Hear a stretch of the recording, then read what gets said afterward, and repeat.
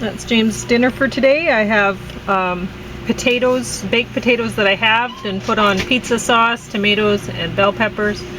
I have green beans sauteed with shallots and zucchini and kale. And then I put nasturtiums on top, and cucumber with babaganoush, and some salmon. I'm going to talk about Meet Cute. Pretty Little Liars, Original Sin, the complete first season. Beautiful Beings, The Public, and James is going to talk about Ancient Female Rulers if he feels like it. And you'll probably hear the dogs crying in the background because they want some treats or something. Salmon. Well, salmon. They know I brought that out today. So anyway, Meet Cute has that Kale Cuoco or whatever her name is, the one Penny from The Big Bang Theory, and I mean she's a terrible actress. Not very good. But she hasn't improved much, or no, but she was. I think the director did a good job because, like I saw some of the outtakes were funny at the end. It's worth watching the outtakes too, especially for the different flavors of ice cream. So good. But they showed sometimes when she just went over the top and stuff and whatever. It's funny, right? But you don't want that in the movie. And luckily the director, I think the director did a good job with her. And this Pete Davidson, I think I'm going to watch out for him. He's a good actor. He's playing a very passive man. And at one point in the movie, like this is, I'll give a little bit of it away. This woman, she meets this young man. She tells him that she's a time traveler. She's come back from the future. And so anyway, I don't want to give it away. You will want to make sure you know what moment, like what time in the movie. If you have to stop it and go away for a while and get back, and your DVD player doesn't save the position, you will want to know where you are in the time count for the movie before you leave it. But it's really entertaining, and you wouldn't think that it would be. I don't want to give anything away here, but yeah, it's interesting. God, you know what? I can't give a review of this because I'd end up giving stuff away. But just know that Pete Davidson shows some serious versatility in this movie, and it's definitely worth watching. I wouldn't have expected, if somebody gave me the plot, and I wouldn't have expected to like it, but I did.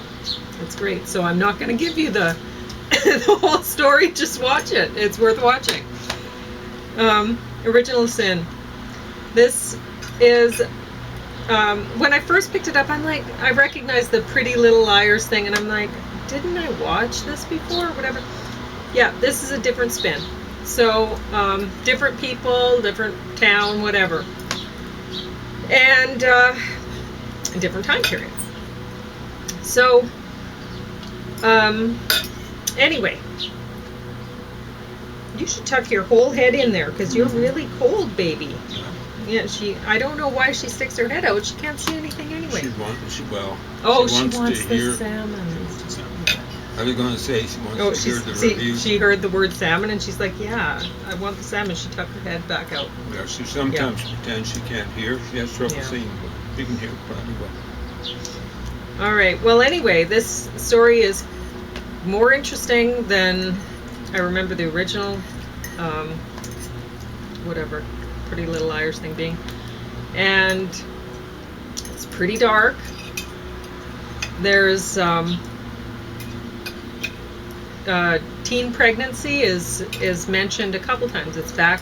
It's now one of the main characters. So there's 5 main teenage girls, 16-year-olds, that you're watching. in this story, right? And some tragic events have happened to them, and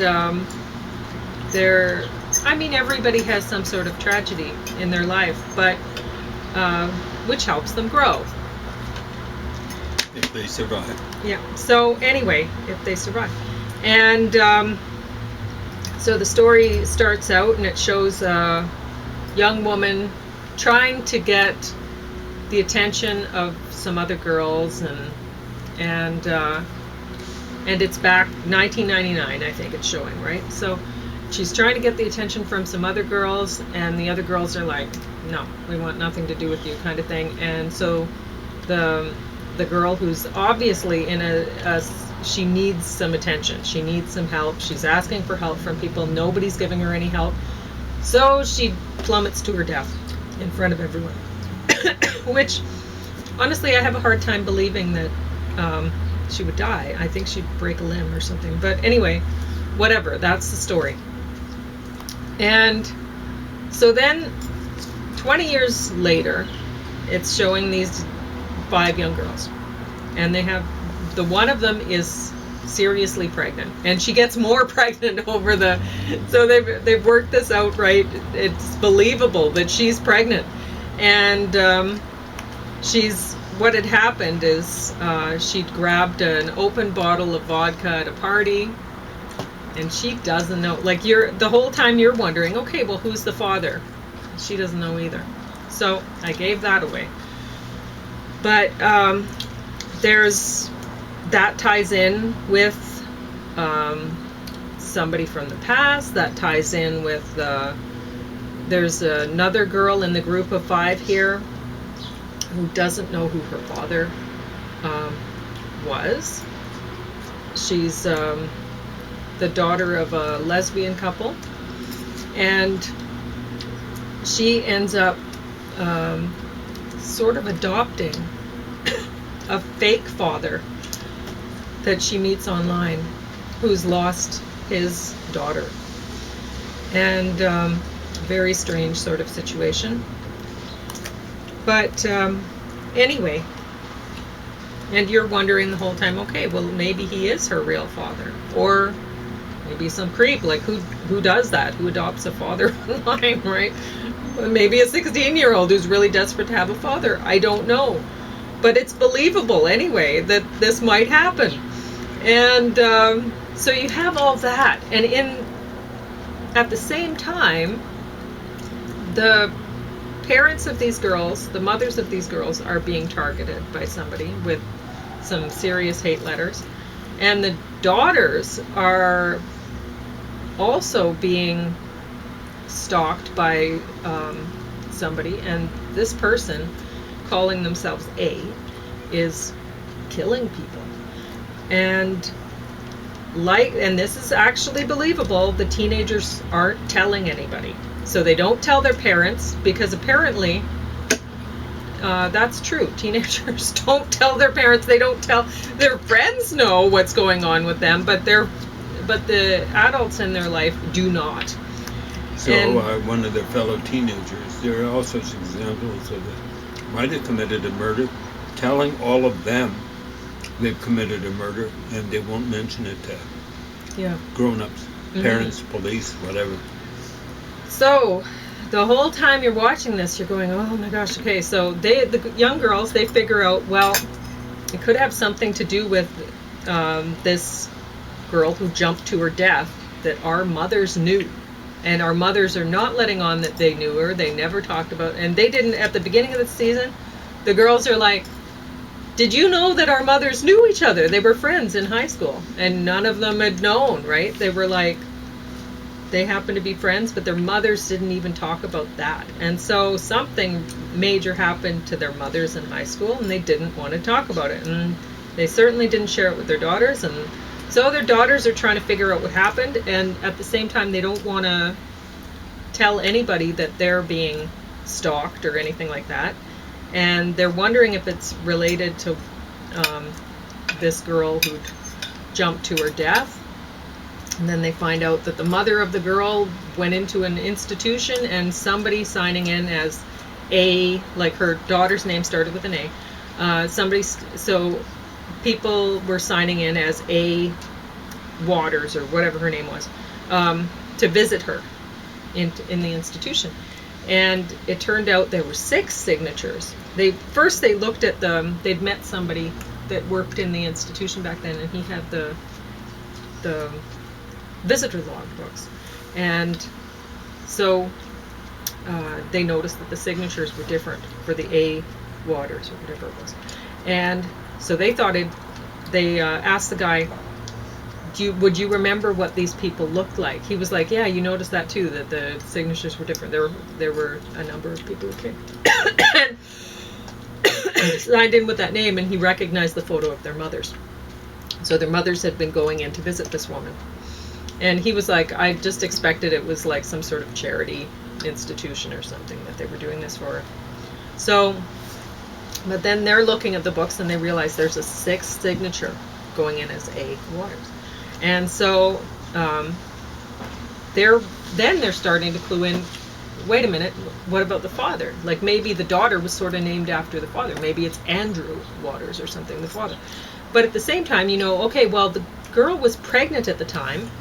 Do we know if maybe the hospital staff had managed to save her baby? Because there's all this, you have this present day issue with the main girl in the bunch who's very pregnant, and you have these, people not knowing their fathers and all this sort of stuff, right? So this is a main part of the story. And so you're thinking, okay, well, that's possible too, that this A Waters, the woman was in there for a long time. When did the other signature show up? Did the 6th signature show up when the person was a little bit older and starting to visit? So you don't know. So I'm going to leave it right there, and I have only watched to the end of the 2nd disc because I didn't want to give everything away, because there's actually an interesting story here to follow, in spite of the fact that these teenage girls are terrible actresses. They're very pretty young ladies. They can't act at all. They're all wrong, when they're trying to talk about different like dark issues. It's they do it wrong.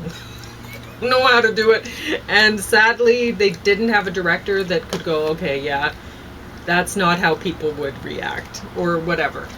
So anyway, it's worth watching. Beautiful beings. This has subtitles. Very disturbed young men, a lot of violence, and honestly this was scary for me to watch. Scarier than this, because this is obviously fiction. You go along with it and you're like, oh, it's spooky, whatever. But this seems real. These young men are excellent actors. They pulled it off. It seems absolutely real.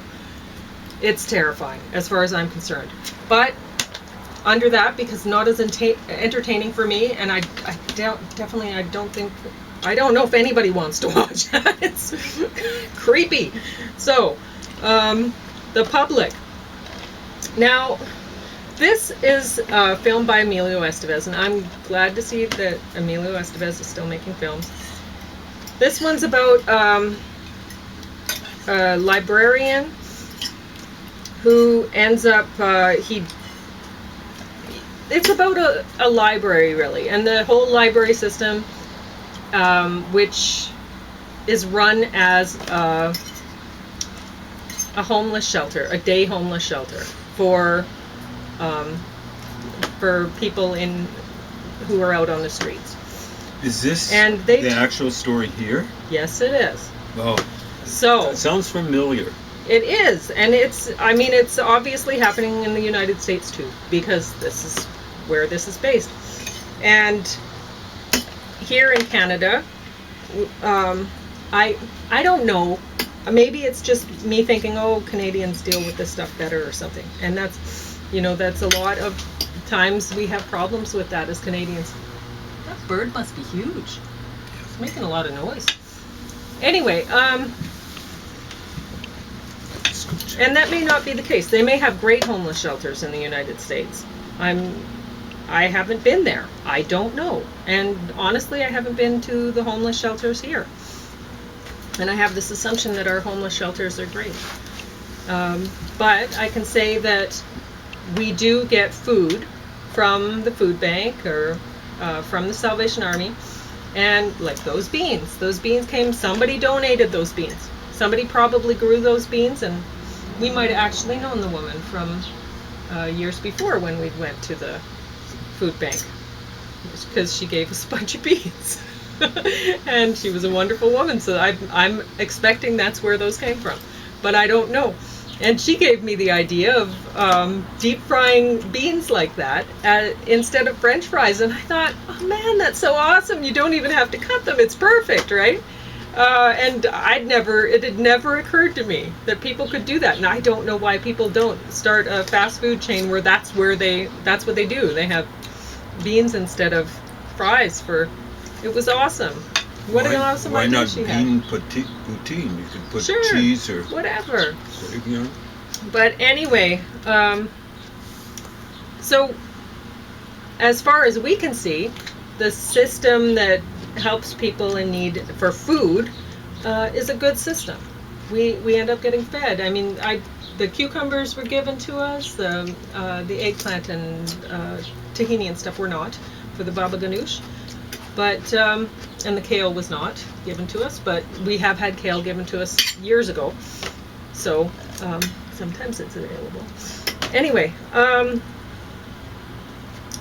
but back to the movie.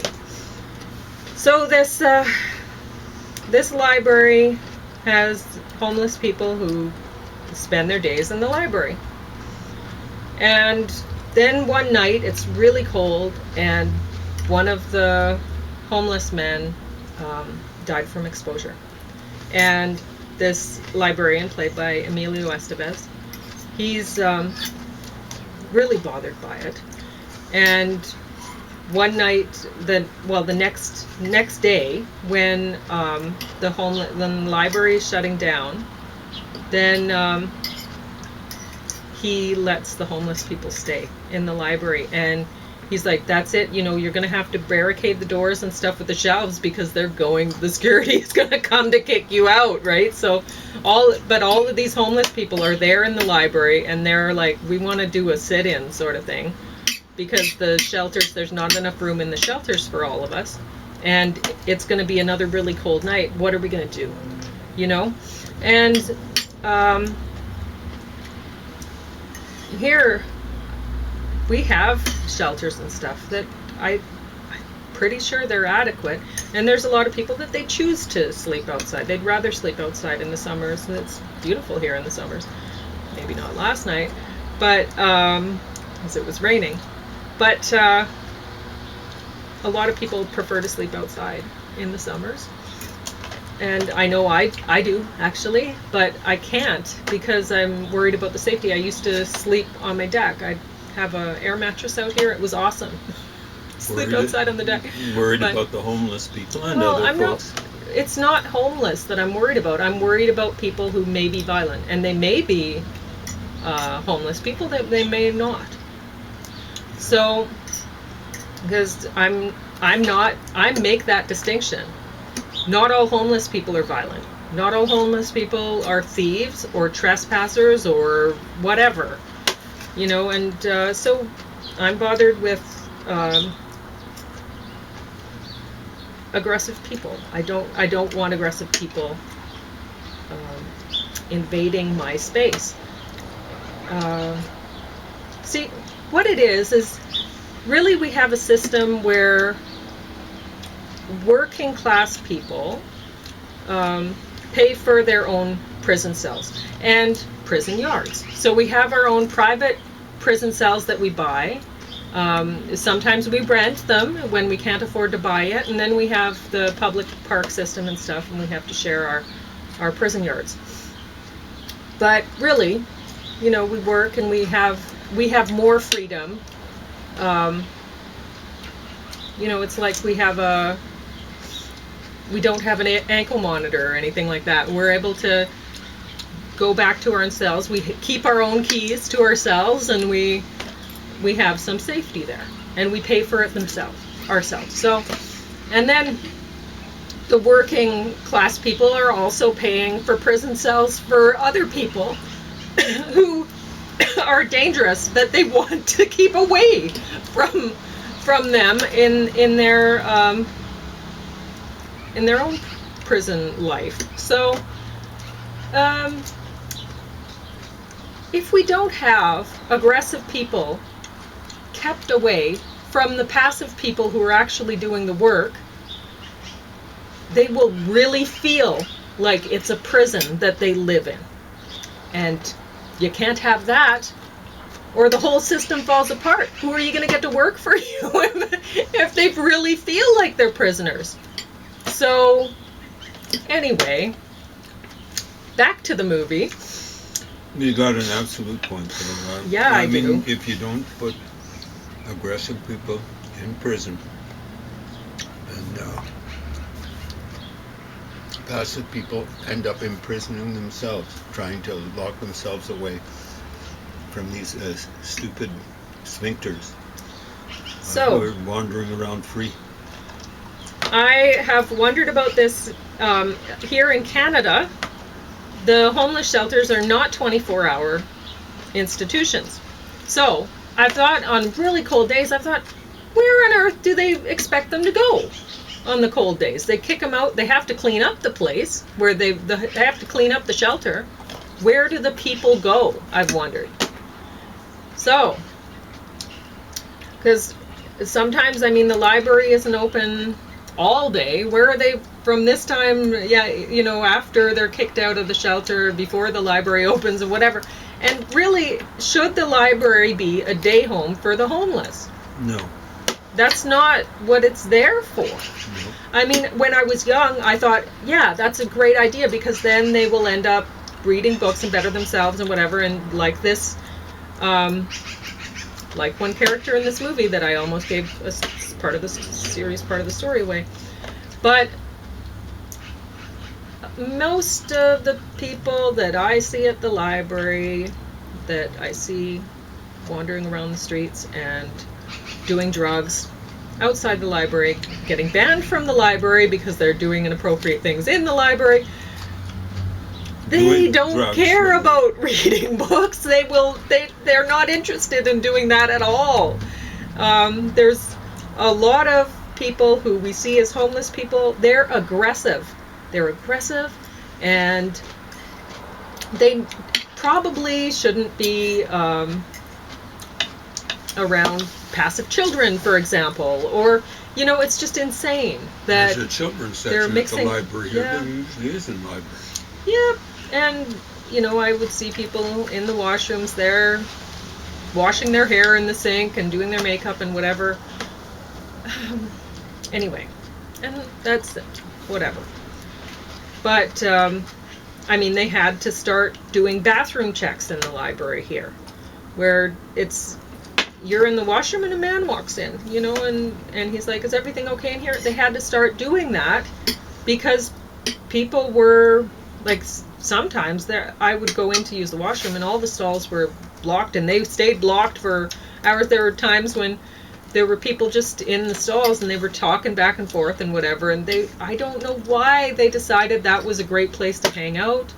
I don't know, but I imagine that it's hidden. Yeah, presumably no cameras. Yeah, I guess that's it. And so, I mean, the security guards have had to deal with people having drug overdoses and stuff like that, so maybe that was an issue in the washroom. I don't know. But in any case, now washroom checks. So, I'm watching this show and I'm like, yeah, there needs to be some way for these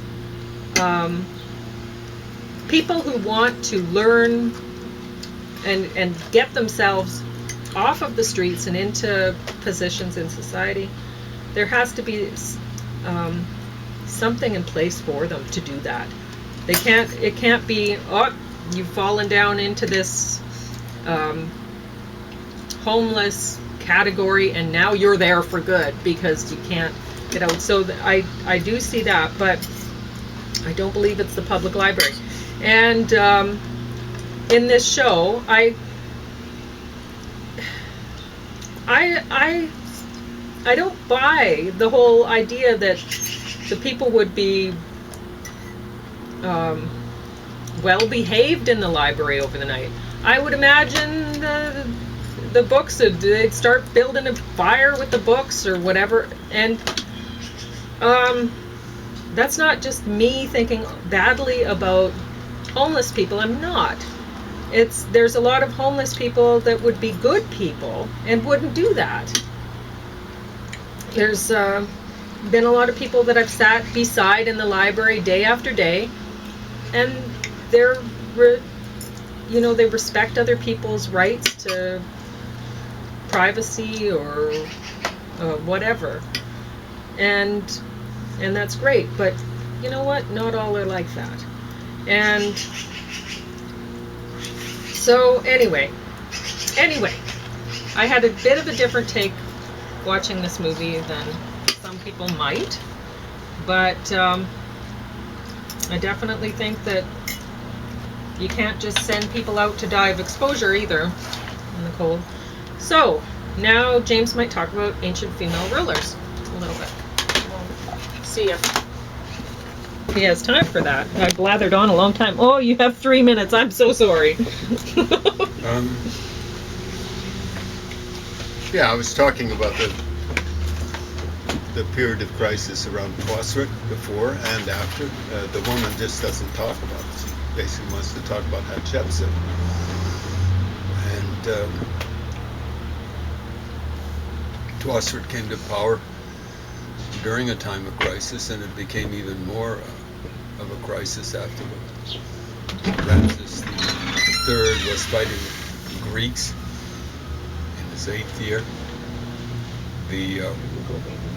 It's not around 1200 BC. Carbon-14 radiocarbon readings indicate it's around 500 years later. Know what the conventional dating is. And it's the exact date is 712 BC. And the war that Ramses III is fighting against the Greeks, you know, it's a little bit like the Russians saying, hey, we won World War II. No, you didn't. Americans did. And the people who were the main actors in beating the Greeks off of the mainland of Western Asia, Southwestern Asia, and the northeastern part of Africa, the folks called the Assyrians. And they were allied with the Egyptians, and they beat this guy called Yamani, or the Assyrians called Yamani. That's just their very clumsy rendering of Ionian Greek. And I think the accounts say Yamani went running off through Egypt to the southern border of Egypt and tried to look for refuge with the so-called Ethiopians, really people from the Sudan, the Kushites. And all the Kushites did was send Yamani back to the Assyrians. And it indicates who the senior partners in the coalition were. It was the Assyrians. They were the Assyrians. And